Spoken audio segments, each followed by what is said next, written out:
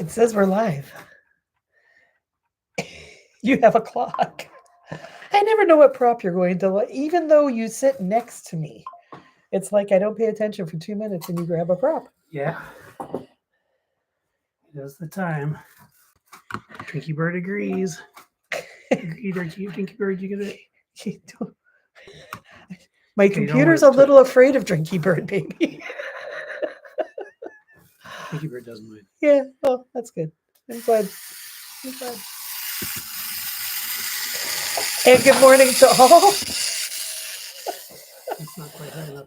Okay, I've got. Yeah, but who is? I've got the holiday prop going here. But well, you did, except I think that the little battery pack had a hard time. Come on, battery. Nuts. There we go. Or, yay! in the words of my mother, well, crap. Yeah. All right. Okay. Let's do this thing. Okay, so the COP28 is in session. Good morning. Good morning. This is now. This is now A Bridge to a Better World. I am Teresa Mitchell. I'm Ani. I'm a light with enthusiasm to do this show. Oh. Plus, it's the holiday season. Yeah, you light up my life. Yay. And the COP28 is in session. And COP28 falls on the previous 27 COPs, which we all know are cop-outs. But I decided, instead of just ignoring it, maybe we should talk about it. It gets more extreme all the time. And they started holding them in more inaccessible places after a while. We saw the Paris Accords, and there was such protest. We saw, the COP in Brazil. There were such amazing works of public art and protest art and people coming together from all over. And so last year was in Egypt, and this year is in Qatar. It's in Doha. Doha. And that's part of the UAE. And of course, it's inaccessible if you don't have bank. I mean, you need money to show up to that place. Those hotel rooms are not cheap. And the whole place is just a Disneyland for capitalists, and especially oil capitalists. So why would why would they? Why would the Conference of Parties for the discussion of the dire threat of climate change have their conference and have their party? It makes more sense actually after all years, and they do get some serious partying going on. They're having their conference and they're having their parties in Doha amidst the skyscrapers, and it's being master of ceremonies is of course an oil sheikh. So he's not actually a sheikh. I mean, I use the term broadly. He's got sheikh level wealth through oil. And, I was going to say he's an oil billionaire, yes. Wealthy person because of oil. There. Yeah, and it's just as ridiculous as it could possibly be, and it's one of those things that it gets serious coverage because it's been going on for so long, because it has so many important people involved, and it just could not be more of a parody of itself. So I want to start with all of the greenwashing and dodges and attempts to distract you from the fact that oil capitalism is destroying the world as we know it, is continuing to destroy the world. The world is having terrible storms and heat waves right under our noses, and we know exactly why. And these people who have great power all get together, and I guess they just have a laugh. I mean, really, they do a lot of things and they say a lot of stuff, but they certainly are not going to, they're not even going to even say the word capitalism, because you can't say capitalism. Things might disintegrate, things might fall apart. And of course, that's what it's really all about. But I want to disassemble just the ways and means of the ways and means that they use to distract people. And they do take their playbook from the tobacco industry. Tobacco industry just had all kinds of, they had anti-scientists pretending to be scientists. And they had all kinds of dodges like filters that were supposed to reduce the smoke, and all kinds of denials. And just, it didn't matter. So they get to the basic point that they wanted your money and they wanted you to suck on this, and people did. And it took a hell of a fight to finally break much of their power, so that most of the world, well, most of the United States anyway, doesn't smoke anymore. And it's an unusual thing now to go, especially indoors, and find someone lighting up a cigarette, because it's dangerous. It's dangerous, and it endangers everyone around it. And we know exactly how it does that. But it took a hell of a fight to get that information out, to get the truth out, because the truth gets in the way of these huge parasitic organizations and their profits. In that case, they're profiting from the early death of people who smoke cigarettes. In this case, the oil corporations are profiting from the early death of everyone. And one of the chief ways they do it, and I know that you'll want to talk about this, and one of the things I hate the most. Well, just before, I mean, and I'm agreeing with everything you're saying. I just want folks to understand really the scope of the issue. This year, almost 2,500, right? 2,456 oil and gas lobbyists were granted access to COP.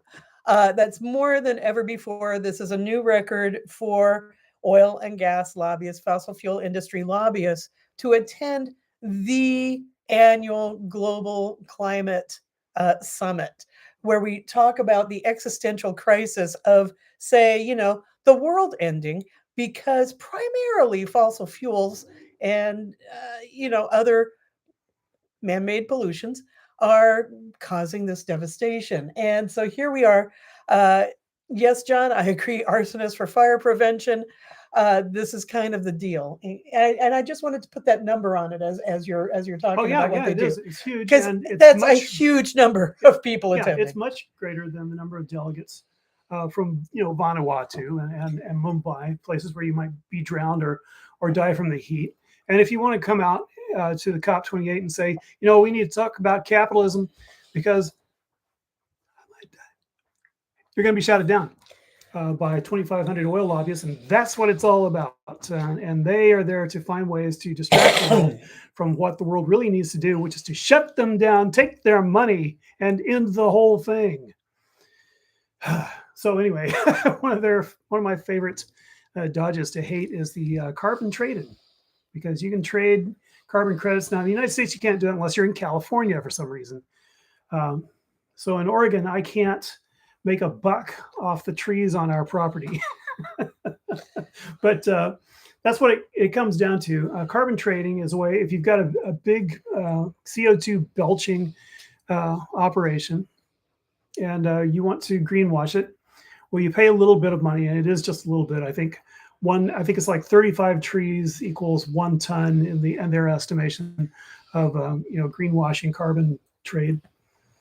And whoever's got a lot of trees can get a pittance from you, sort of a license, and then you can keep your factory belching, but you can put a little sign in front of it, and on all of your advertising that says we're carbon neutral. If you've ever wondered what carbon neutral means, it means they gave a little bit of money to somebody who's got a lot of trees.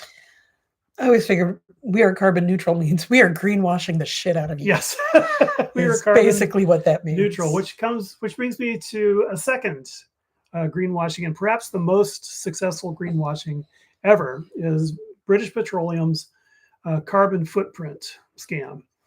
What's your carbon footprint? Have you sufficiently? I mean, I'm not going to say it's not a good idea to turn off lights, and to have an electric car. But they know that there's nothing that is going to be done or that you can do that is going to stop the colossal pollution that is coming from industry. And it is industry that is causing climate change. This is just, the numbers are not fiddly or difficult in this case. They are responsible for 70% of climate change. And if you look at the other 30%, you see that it is heavily larded by the fact that these corporations get subsidies from the automobile industry to the oil industry. They get your tax money. They get subsidies. They are getting more subsidies now than they ever did before, in the billions, from global taxes. And they present you with the opportunity to commute in a car that you can afford, which is going to be an internal combustion car, probably a used one. The vast majority of people when they think of getting to work, turn to their internal combustion car. And it's not because they're bad people; it's because that's the choice that they have. The pittance that they have, which is just a fraction of what people were being paid in the '60s, is sufficient for you to participate in spewing carbon. And they want you to feel bad about it, and they want you to think that the fact that the world's climate is going down the drain in huge hurricane-sized swirls is your fault. Well, it ain't. It ain't. And so, sure, please turn the lights off. But so, climate scientist Professor Kevin Anderson, I agree when he puts out there that we need to do both and. Right, that really the majority of what we need to do, how we need to save the world, is really systemic change, right? But at the same time, systemic change is going to mean that we actually have personal change, and personal change can give us more authenticity and weight when we talk about the needed systemic changes. It's not really an either or, but I agree the focus needs to be on systemic change. Um, he also points out in an interview with Democracy Now!'s Amy Goodman this week and Noreen Sheikh that the top 1%, is actually responsible, that's not quite the word, puts out as much has a bigger carbon footprint than the bottom half of humanity, right? Than the let me say that again, just because I find it incredible and I find it hard to even give voice to it. The top 1% of the population of the planet puts out as much or more carbon footprint, has a larger carbon footprint than the bottom 50% of the population of the planet. Okay. And so when we talk about personal responsibility as well, I'm talking really, billionaires need to quit their private flights here and there, going to lunch on a private jet because they can, because they're burning the world up. And it's true that folks in developed countries have a larger carbon footprint than folks in developing nations, or folks without a lot of industry. And we all have a part to play in reeling in our habits and in looking at how we use our resources. We all have a part to play. But I'm going to go ahead and argue that the larger your footprint, the bigger your part is. And so I'm talking about that 1% who is more responsible, right? Not only in terms of their personal pollution, but in terms of their setting the policies. Because it is, in fact, that elite group, that less than 1% of the global population, that influences those laws, that make the policy, that allow them to burn the world for their pleasure. And they have these schemes, and I started writing them down. I'm sure I'm not going to get them all. I already covered carbon trading and the carbon footprint. And I'm just getting started because these are smart people, and they have come up with a lot of ways, because they need a lot of different things in your head to keep your mind away from what you and I really need to do, which is, and I don't care how extreme it sounds right now, we need to seize big oil, shut them down, take all of their money. I don't care if they go to jail or not. What difference does that make? And take all of their money and use it for conversion to a non-carbon. We need to convert it to mostly solar and wind power. You're talking about radically retooling the world for survival. Yes, and we're talking about and maybe we don't give a damn about their profits for a minute. We want the world and the inhabitants thereon to survive. Yes, and realistically speaking, I'm not crazy. I know that we're going to have to burn oil to get there. We're going to have to use, you're going to have to drive your IC car to the protest. Of course, that's going to have to happen, but nothing will actually move towards saving the world until big oil is seized and their money stolen back. and they have a lot of money. They have an unbelievable, almost unimaginable amount of money, and it is plenty for turning this planet into a garden, which is what we can do and must, because it's going to turn into a hellhole if we don't. So let me come down to another scam. Nice. That is green hydrogen. Look, this jet runs on green hydrogen. We can run our cars on green hydrogen. Hydrogen's so clean, you just burn it, and all that you produce is water. Isn't that nice? That's it. Oh, we're saved. It's over. The hydrogen, the hydrogen that is available right now from Shell Corporation, by the way, is about the only people who have some hydrogen spouts somewhere in Europe, is produced by burning oil. It's extracted from oil directly. And when it's not, it's extracted from electric sources very inefficiently. It's a very inefficient use of power. If you have, a kilowatt of power to break water into hydrogen and oxygen, well, your efficiency rate drops substantially. Before you ever start up the engine, you've lost 25% of efficiency. So the hydrogen that is available now is not green hydrogen. It's gray hydrogen, or what you want to call it. It's a scam. It's a look over here sort of thing. There is no great buildup of hydrogen cars and hydrogen planes, and this is a good thing because we can't produce that amount of hydrogen from the solar panels that we have. It would be inefficient. We need the solar panels to do solar panel things to heat our homes, for example. So that's a scam. So that's 3 scams. The other scam, and this is the one that makes the nerds feel so much better. And I'm sympathetic because I'm a nerd. I'm a nerd, and I wish this were true, and that is carbon capture. We're going to put up these big machines, and we're going to suck that carbon right out of the air, and things will just go back. It has a very Gotham City sort of steampunk feel to it, doesn't it? Yeah. It's like, all the clouds going up, and then this giant sort of like atmospheric vacuum. Yeah. Yeah. So I didn't do the numbers, or actually I looked at the numbers and forgot them. But here's the thing: it's less than a millionth. I mean, we could use the entire, of the produced electricity in the United States. If every bit of it, if you weren't even able to turn on your light or turn on your stove, and all of it went to carbon capture, it would take maybe a quarter. I mean, if these gigantic imaginary skyscraper-sized carbon capture machines could be built, it would take maybe a quarter of the. It wouldn't even catch up. It wouldn't catch up on the carbon. So it's just a lie. It's just crap, and it's just there to make you think that things are going to be better in sometime in the future. And that no one has to do a thing, baby girl, because we're just gonna fix it. Don't you worry. We're just moving. Just keep on consuming. Yeah, and it gets even scammier because right now.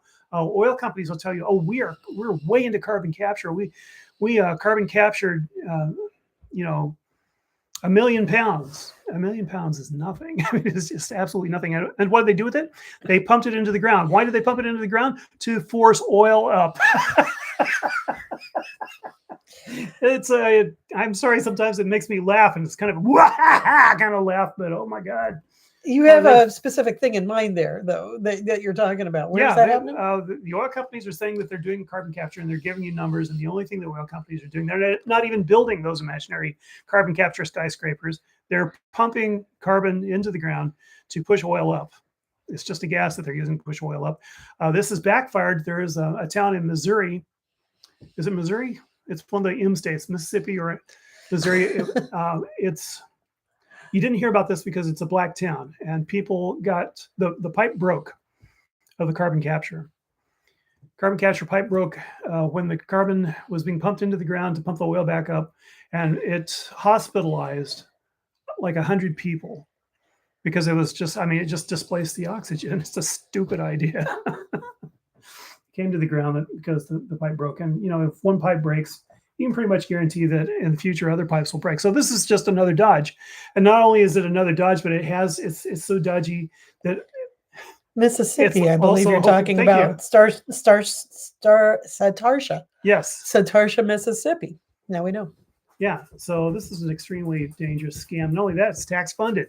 That was all paid for by your tax money because it's so green, and what a wonderful thing. Let's just give money to oil companies, and what could go wrong? So that's carbon capture.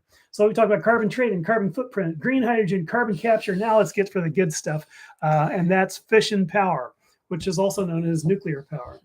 The nuclear power cycle. It's clean. It's so clean. That's why. Just ask Blinky the three-eyed fish.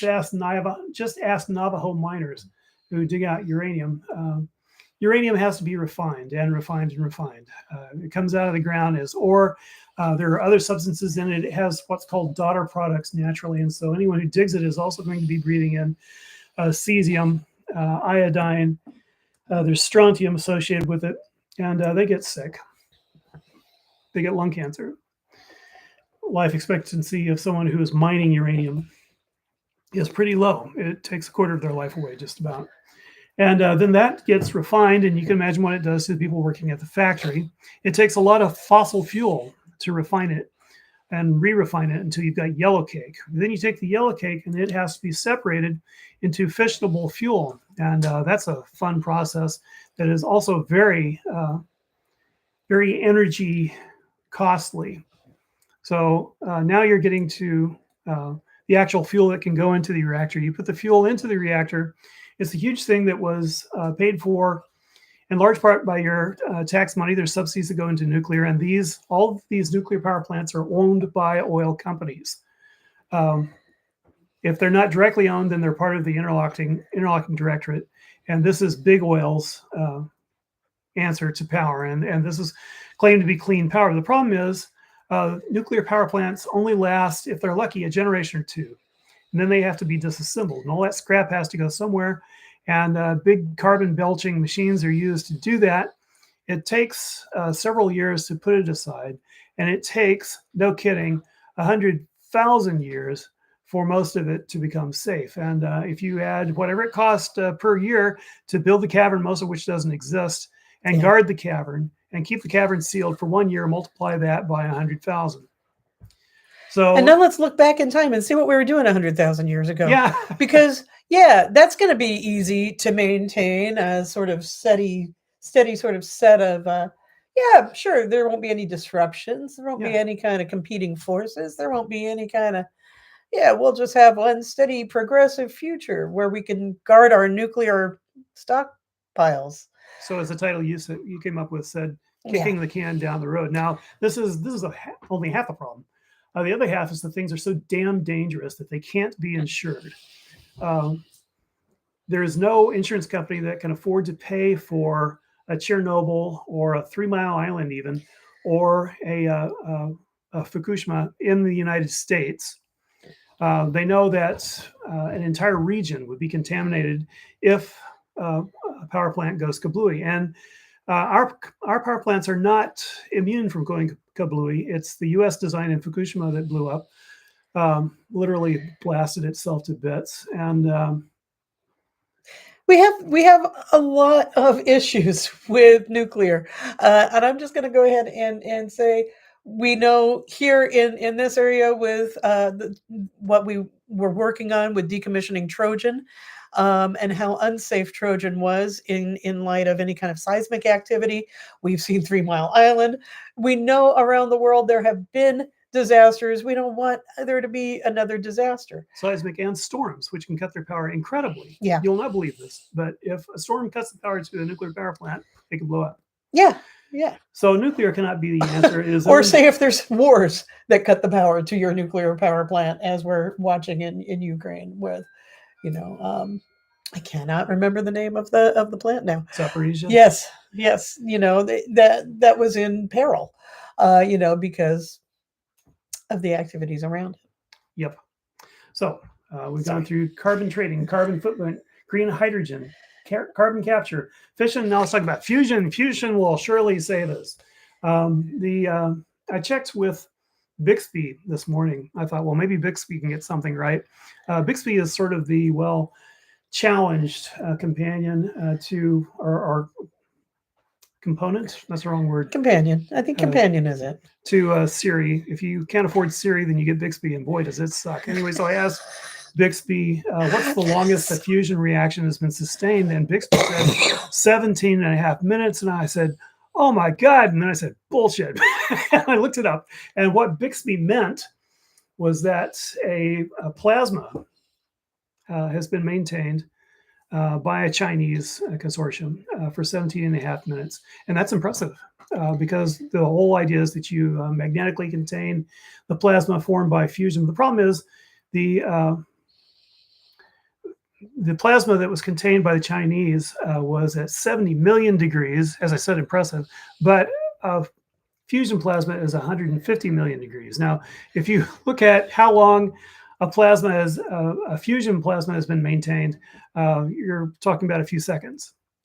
That's the best that can be done at this point.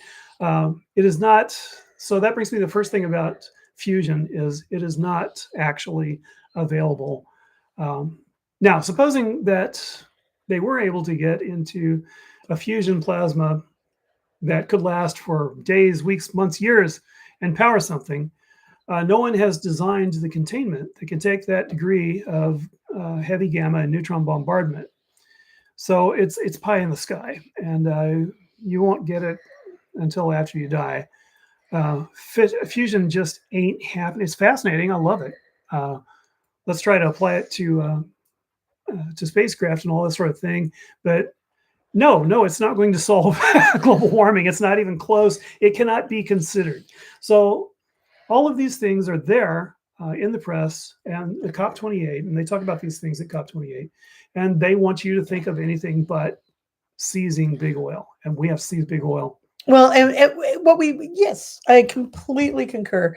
And when I titled the show "Kicking the Can Down the Road" a piece, what I'm really looking at here is we are looking at study after study, presentation after presentation, large, conferences, global conferences, lots of money getting spent on a lot of different PRs to say, this climate change could be a problem.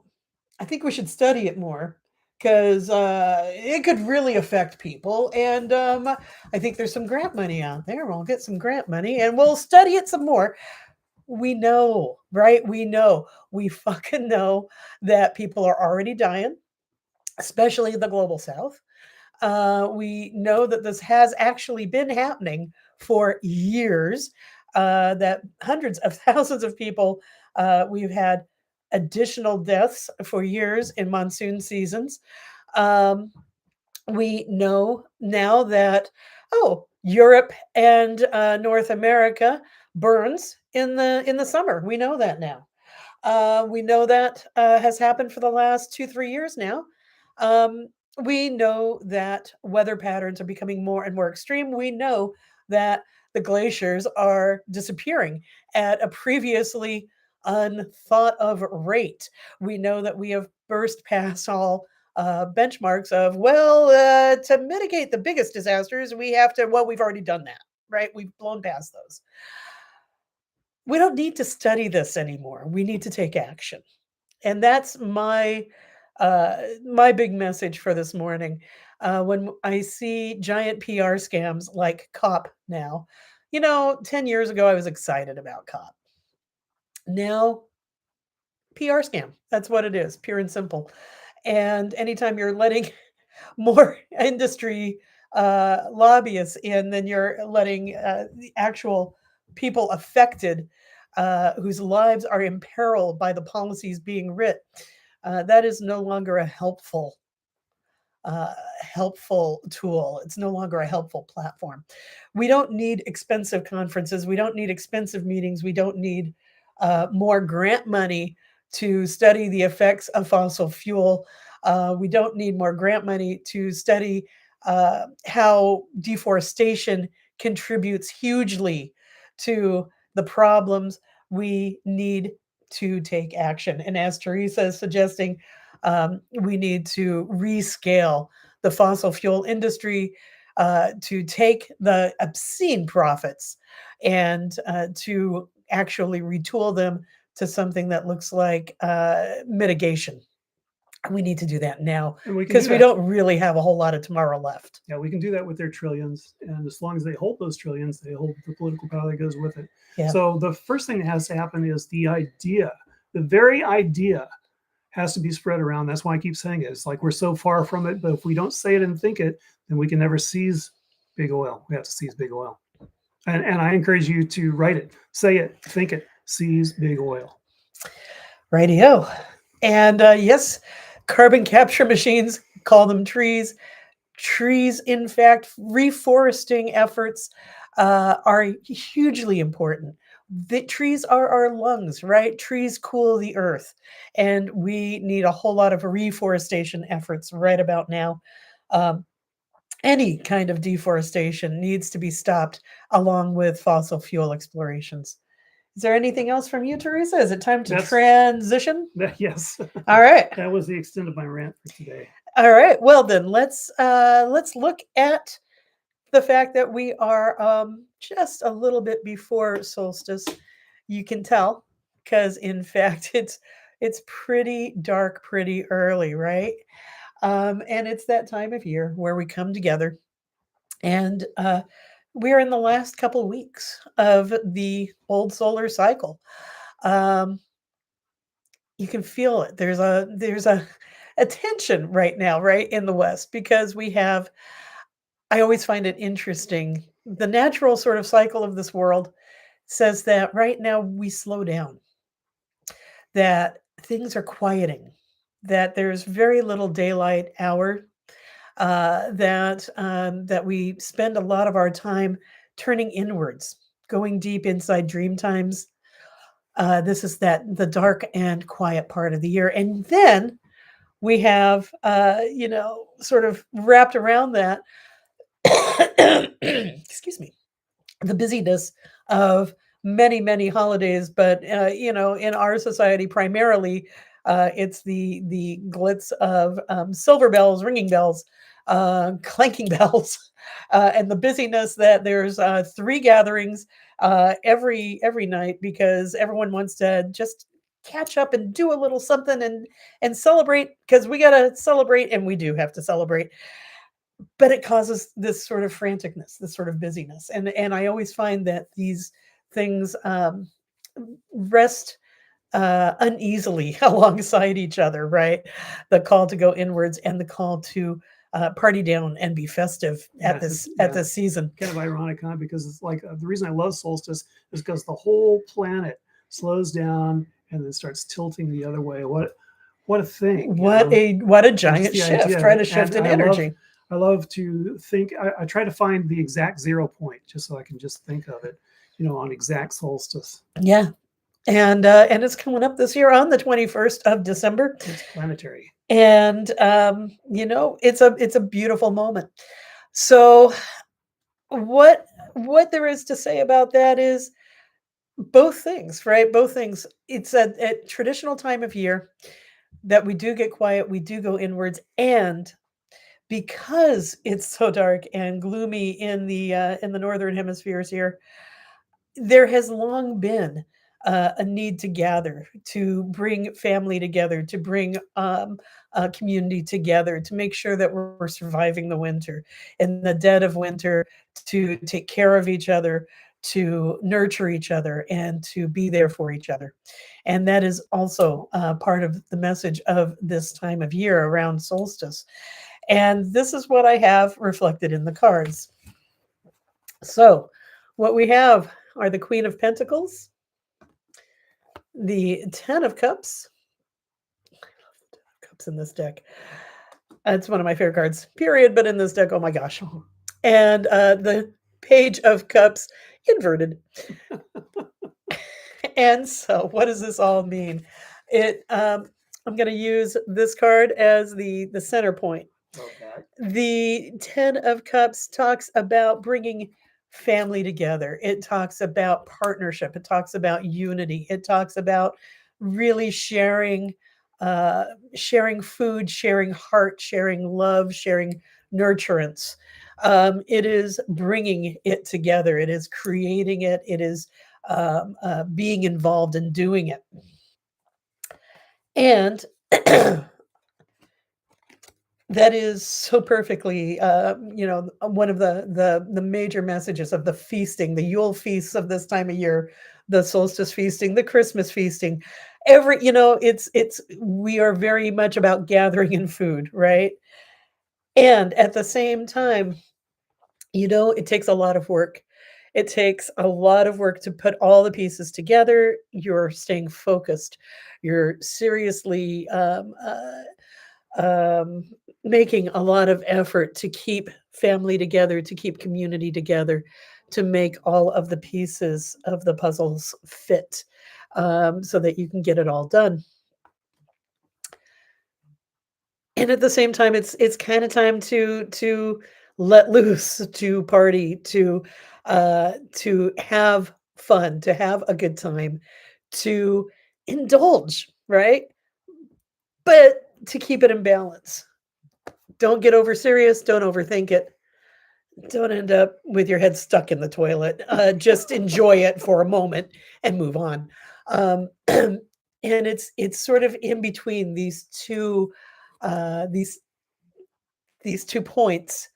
They're not really extremes. It's just sort of the good time cat that's happy to play and maybe knock some things over, and the person that's also going to be there for the cleanup. You're both of those. And so it is really about indulging, but also making sure you're taking care of yourself, making sure that you are, in fact, taking care of your family, your community, and creating those spaces that we enjoy ourselves and each other. Um, there's also this idea that um, when we focus too much on everything being perfect, we lessen the chances of actually enjoying. And so there's a message here also about living in the moment and accepting the imperfections of the moment with patience and with joy, because noticing the imperfections, dealing with the minor annoyances, it's a part of life, and life is kind of joyous. Um, so remember to laugh at our own foibles, and remember really to build camaraderie and to nurture each other and yourself. That's what I have Well going on. said. Well said. And so, with that, I do want to remind folks I am starting a series of witchy classes. Excuse me. That starts next Wednesday evening. So, next Wednesday evening will be the very first. It is a series of 13 months. We'll meet twice a month in group with an option to meet with me once a month, additionally to that. And it all starts next Wednesday. Please leave a comment here if you are interested in joining us. Um, if you can find me in the Twitterverse at uh, yeah, bridge to bridge numeral to utopia. You can DM me in the Twitterverse, Ani Raven Haynes, Bridge to Utopia, or Positively Revolting, because I have too many Twitter accounts. And I'm on Facebook. Teresa Mitchell on Facebook. And so, please, if you are interested in studying with me, go ahead and reach out. We'll connect. Also, you can give me as a solstice present. That's right, gift certificates for tarot readings. You could do it. All that coming up. It's a great month to be together. It's a great month to celebrate. It's a great month to be alive. And thank you for joining us this very Friday morning. We'll be back next Friday. Just before solstice, and our love goes out to you and to all the ships at sea. Cheers. Bye. Thanks for tuning in.